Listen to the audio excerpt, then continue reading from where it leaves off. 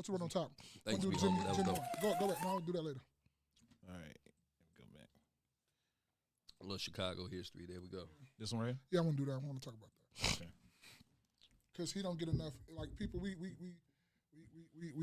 a lot of people get on Dion.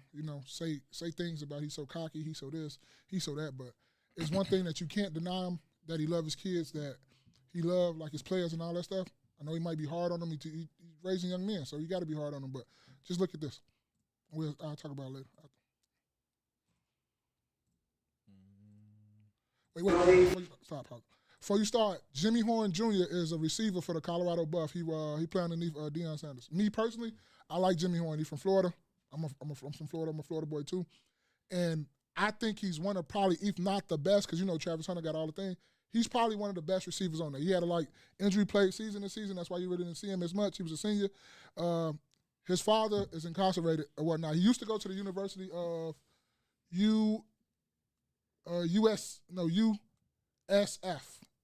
That's in Florida too. Yeah, South Florida.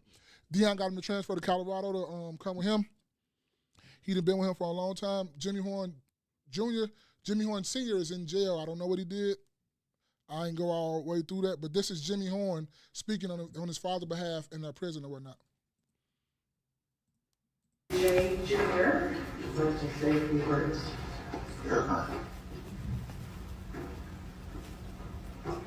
First off, I want to start off by thank you, to be able to speak on behalf of my dad, not only as my dad, but as a person. When I was about 7 to 8, he told me, he was like, Jay, I'm going to make sure that you get to college. I don't care if it's a pinky foot you step on that campus. I can't wait to see you graduate. You just got to want it more than I want it for you, He never missed the event, like elementary school, he's showing up everything. Whoever it was, he was there. He made sure he was there. It didn't matter if one of the best memories I had with him, we rode a bicycle to school. I missed the bus, he ain't snap on me. I'm on the back of the pedal, we just ride the bike to school. That was one of the moments, I knew, yeah, I got a good dad, man. He really put his all in this. And it kind of eat me up a little bit because he might not be able to experience to see me graduate. There ain't too many dads out here that'll do the things he did for their kids. And to have a father like him, he real tough on me. But you're a little soft and hard a little bit. That's my dude though. But I appreciate you, man. I love you, man. Real.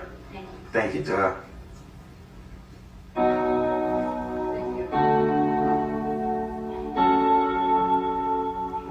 Jimmy is exceptional. He's kind, but he's adult. And what he's dealing with his father, just to shoulder that on top of what he's trying to attain as a football player, is a tremendous balancing act. Mr. Horn. I want to apologize to my friends and family. Sorry. Sorry, Mr.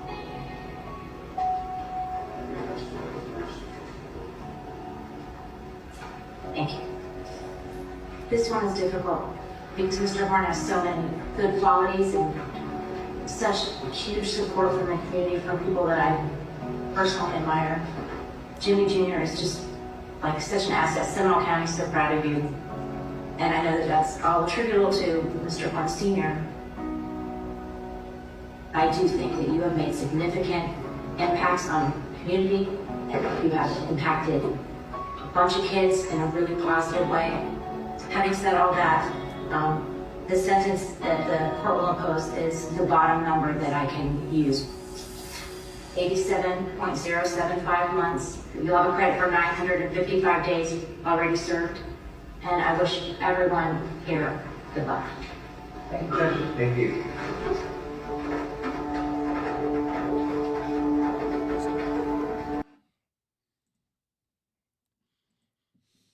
Okay. You wanted to. What you just think about that? What? So why is his dad Drug charges. Oh, drug? Oh, I really didn't know that, so I didn't know. I'm not sure how much he could have gotten.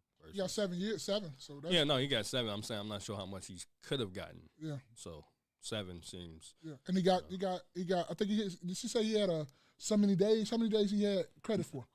I forgot what she said. How many days? I mean, I saw the number 955, but I don't know if that's. He's been in that since 2021.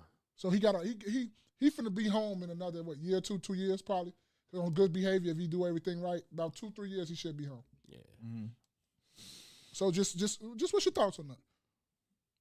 Yeah, man, I think when it comes to situations like that, you can't. I was wondering if his speech was going to move the judge, because some judges don't care, right? Yeah. Some judges will overlook the fact that, like, yeah, if you've been an asset, the junior, he's a junior, right? Yeah, junior, yeah. Okay. Junior went up and gave a speech. Judge could be like, yes, you are an asset to this society, our community. However, your father did do blah, blah, blah, blah. Mm-hmm. We can't overlook that, and gave him whatever the maximum of his sentence was. Mm-hmm. I think this is a real testament to, however, I think this is a real testament to the impact of a father in a child's life. Like when, before he said just now, he's a real father or whatever it was, as soon as he said, I missed the bus, and he hopped on the bike and took me to school, I was like, oh, that's a real father right there. That's a real father right there. To get I don't know why. I mean, obviously we don't know why from the video, why he had to get on the bike as opposed to in the car. Maybe there was something going on with that, but probably had one. A lot of people in Florida use bikes. Hopped on the bike and selling drugs. Anyway, I'm sorry. That niggas is on bikes and anyway. You finished? Well, yeah, man. I think that's dope. I think it's very. The most notable fact about that to me was the fact that he was on his son's heels about being the best football player that he can, being impactful on the team, and because the son ended up being impactful, that impacted, that kind of came back to him as it pertains to what his sentence was in the sentence that the judge gave him. Mm-hmm. Because he made his son useful in the community, the judge was like, okay, clearly you have a positive impact on people. Mm-hmm. Clearly, even though this, whatever it is that you did before was bad, it sounds like the I won't say the cons outweigh the pros, but you still don't need to, we don't need to put you in away as long as possible. Mm-hmm. We'll give you some grace and mercy. So I absolutely love that story. It was dope. Mm-hmm. What you think, Jerry? I think it was cool. He spoke on behalf of his father. I mean, that's basically it. He was, sounds like he was a good person to his father. He was a good person to his son. Yeah. So his son spoke up for him. That's dope. Yeah. Pull a video. Pull it back up real quick. I want to read that. It was one comment, first top one. Which one? Wait. What did it say? It said, it makes me want to do the right thing by my son, right? And I want to do on that, like, us as men, right? And especially black, I'm talking black fathers right now. Even if you got kids, you got stepkids, whatever you got, you a father to some kids out here. Even though we go through what we go through, and we try to do the right decisions, but we all flawed. We not gonna make the right decisions in everything we do. But we always gotta make sure we put in the back of our mind that we're not gonna do the wrong decision that's gonna take us from our kids. Because Jimmy Horn Jr. could have easily veered left and did same shit his father was doing out there in Florida and all that stuff. And then to, much flack as they give to Deion, because he flow flashy, he this and that. You see, Deion is like a real father to a lot of these kids. Like, people love to, say he's this, he's so arrogant, he's so cocky, he's so this, but like, he really love and care about them kids though. Like, we can say all the shit we want to. I was kind of upset with him too that he left, like, Jackson State. Me and Jerry Day had a nice conversation about that. But I still rock with him enough because he loved these kids. And to like his father, to like Jimmy Horn Sr., to like, you see that, bro, you got a second chance, you better not fuck up, period. You got to make all the right decisions. Like, every decision got to be perfectly right. And I just wanted to say that, I just wanted to, really see that, really show that, to show like Deion and then just show other people from that team. Because a lot of people love to mention, like, Deion's son, the quarterback, or Deion really loves Travis Hunter, but they don't see all the other kids that's around there. Just because everybody got to have a face, everybody got to be the face of something. So you got to have a star of something that you do. So they just the face. But it's a whole bunch of other kids that Deion has impacted their life. He making sure they're good. He making sure they're going to be good after football. Everybody's not going to make it to the league. And that's what he's doing up there in Colorado. He's making sure all those kids be good, upstanding adult men in a society and doing right. You feel me? So, but it just really touched me that, when I seen that video when it came across my timeline, and then that one thing about doing right to get home to your kids at all times. That's you taking your ego out of play when you in some situations out here in these streets. Because you can easily be taken away by you doing something and being in that position where Jimmy Horn Sr. is in, or somebody's taking your life and taking you away from it forever, where they won't ever see you again. So us as black men, we always got to, put your ego on the side, bro. Put that bitch in the back. It got to be in the back when you turn a certain age. You can't be out here just wild, hunt, do. No, we got to get back to these kids and these families, like for real, for real. Like, fuck all that other shit motherfuckers be talking about like you a bit. No, some of the best things or the best advice you can ever do is walk away. That's the most gangsterest thing ever, you walking away. You walking away is one of the most gangsterest things because you know what you can do. You know what's in your mind. You know what you'll do to this man just to get him and your family. So for you just to walk away and not say nothing is the most gangster shit just so both of y'all can go home, man. But I just really wanted to say, talk about that because that shit really like touched me a little bit. Like, I'm not gonna lie. Yeah, because I was imagining myself, hypothetically, if that was me, and that was my son that went up there and spoke for me. Shit had you I ain't crying. gonna lie, it would have been Waterworks. Yeah. It would have been Waterworks, straight up. You'll sit up and he finna graduate. He finna graduate college. He's a senior. He finna graduate. Mm-hmm. And he said he really wanted his dad to be there. And I was trying to like, damn, is there a way he could still go see him graduate? Just that day? Yeah, just that day. Could you escort him to the graduation and he could just be there to see his kid walk?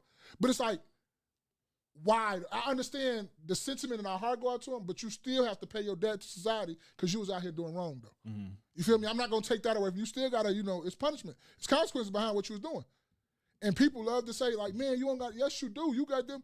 You go work at McDonald's or something, bro, till you get on your feet. You ain't have to always do the wrong thing, or go sell drugs or do whatever you need to do because it's fast money. You don't have to do that. Yeah, clearly it wasn't working out. Because he had the bike. But you got to be here for these kids, man. We got to be here for these babies, bro. I don't give a fuck motherfuckers say you mean. Oh, no, you got to be here for these babies to teach them right and to do right. You got to be in that ear. Yeah, and I would wager that when his father was bringing him up, he wasn't necessarily thinking about society.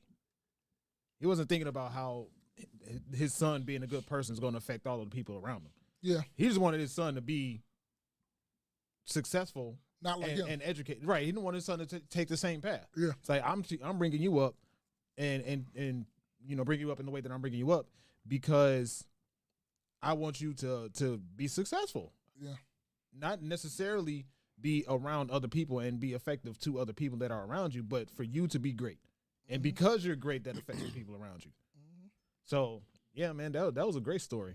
That was a great story. Let me ask you, though, given, you did your crime or, and do you want your son up there trying to, especially if you don't have any, I'm not saying he doesn't have any intention to straighten up, but you got your son up there and he's speaking on your behalf, and then you go back to doing what you're going to do when you get out. But that's why I understand. I get totally where you're coming from. But I think his son going up there, he will go back and think about like I just got my son name out here. I can't fuck my son name up because now my son name is not gonna hold no weight because he up here talking on my behalf. It may trigger something in him to like I can't ever fuck up again because my son spoke on my behalf to get the judge to give me leniency for this shit. Gave me a second chance where I won't be behind these bars longer than what I have to be. I don't know. I feel like history has shown that, like, because we don't know if this was his first, run-in with the law or whatever. Right, yeah, so, and I was thinking about that, yeah. You having your son going up there, to me, isn't going to necessarily, like, all right, shit, I got a little reduced sentence. I did 3 years or whatever, and I got 3 out of that, I got 7. So he'll be home in the next year and a half or whatever. But are you going to go back to doing that? You grab that pack. Right. So that's one of the things I want. Otherwise, just tell your son like, nah, you ain't gotta speak on my behalf because I did what I did.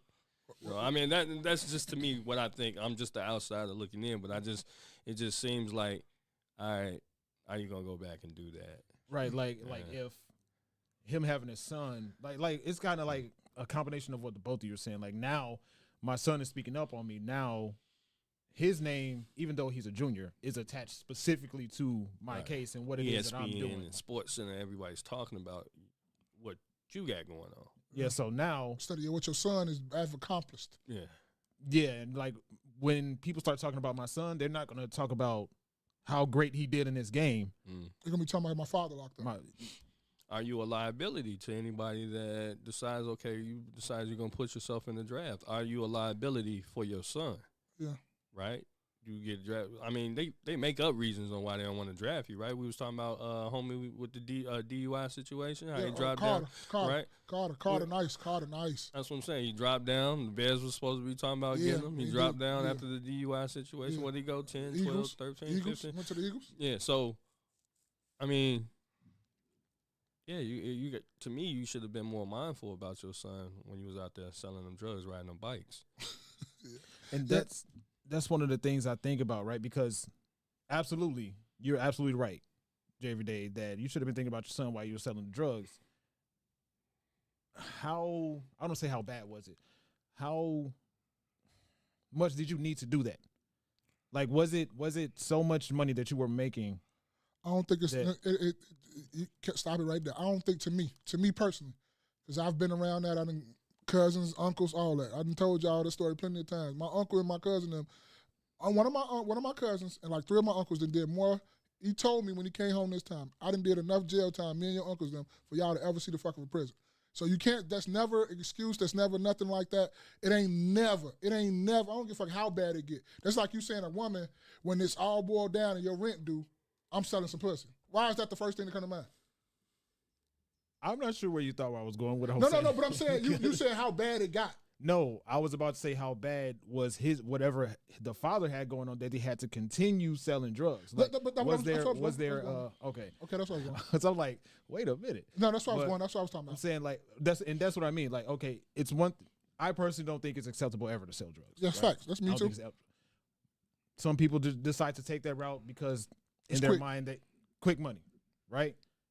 Was this a situation where it was still a quick money situation for you, or were you getting good and then you started getting reckless and you got caught?